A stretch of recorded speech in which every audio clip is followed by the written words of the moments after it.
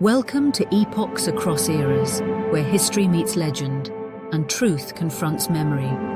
For centuries, the Three Kingdoms have fascinated readers, gamers, artists, and scholars. But what do we really know? In this episode, we explore how the line between fact and fiction blurred, thanks to one of China's most beloved novels, Romance of the Three Kingdoms.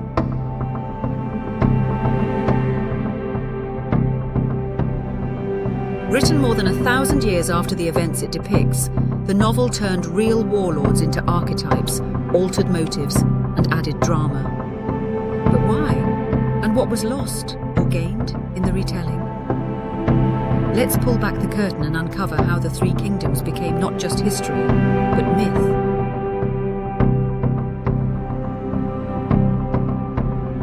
You've heard the names: Cao Cao, Liu Bei, Zhuge Liang, Guan Yu. You've seen them in games, dramas, operas. But what if we told you the versions you know aren't exactly real? Romance of the Three Kingdoms made these figures legends, but not always faithfully. Heroes were idealized, villains exaggerated, events rearranged. In this episode, we trace the truth behind the fiction and ask why some stories stick while others fade. What was Luo Guanzhong's agenda? What really happened at Red Cliffs? And who was Zhuge Liang, man or myth? Let's investigate.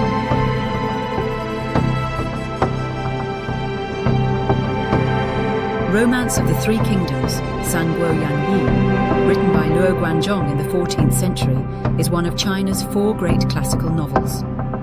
Blending real history with literary invention, it spans over 800,000 words and hundreds of characters. Its famous opening line, "The Empire, long divided, must unite, long united, must divide," set the tone for cycles of chaos and order.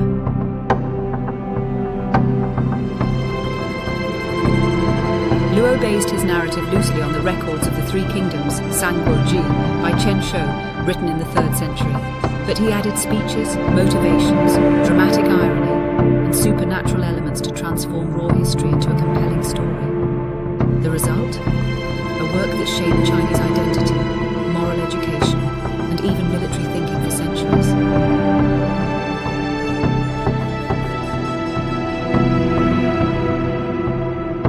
In the novel, Liu Bei is the noble underdog, humble, righteous, and loyal to the Han dynasty. He's often portrayed as the perfect Confucian gentleman, mourning fallen friends, refusing to betray ideals, and suffering nobly for justice. But historical records paint a more complex picture. Liu Bei was certainly charismatic and well-liked, but he was also a shrewd politician. He shifted alliances repeatedly, joining Yuan Shao, then Liu Biao, then forming Shu. His invasion of Yi province wasn't pure idealism. It was a calculated power grab.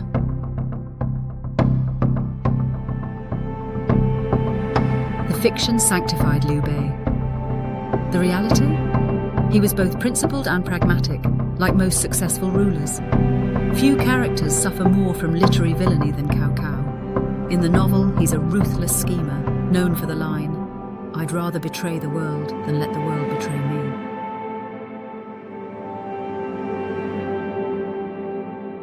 But Cao Cao was also a brilliant administrator and reformer. He rebuilt Wei's economy, stabilized war-torn regions, and promoted talent regardless of background. He was feared, yes, but respected even by enemies.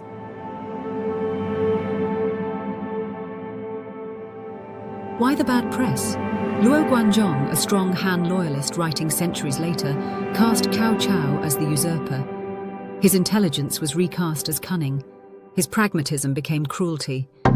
In truth, Cao Cao may have been the most competent leader of the age.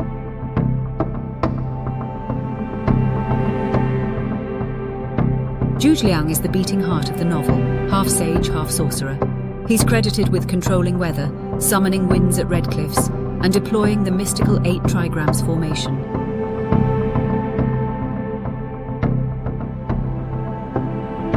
But what do the records say?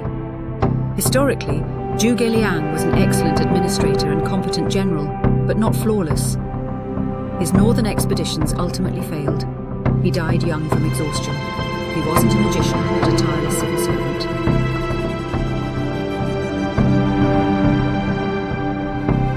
Luo Guanzhong elevated him into a near immortal because he symbolized loyalty, wisdom, and perseverance, Confucian values needed in chaotic times. So while the magic isn't real, the spirit of Zhuge Liang lives on. Why did Romance of the Three Kingdoms endure?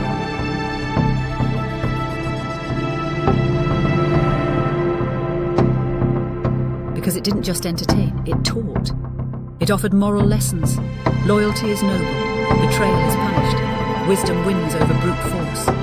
It gave readers emotional anchors in a chaotic world. Even today, students learn ethics through these stories. Business leaders quote Zhuge Liang. Video games recreate battles. And Guan Yu, idealized as a god of loyalty, is worshipped in temples across East Asia. Fiction, while not factual, preserves the soul of history. It makes us care. And that in itself is power.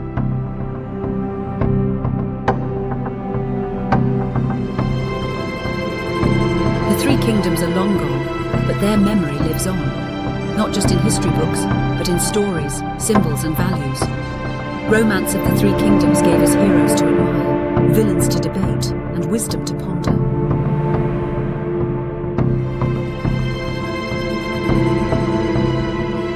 It blurred fact and fiction, but in doing so, it made history unforgettable.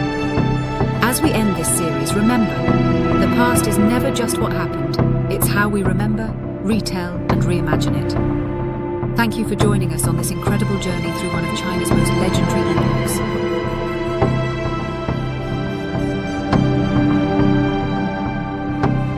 Thank you for watching Epochs Across Eras. If you enjoyed this journey through history, make sure to like, subscribe, and hit the notification bell so you never miss an episode.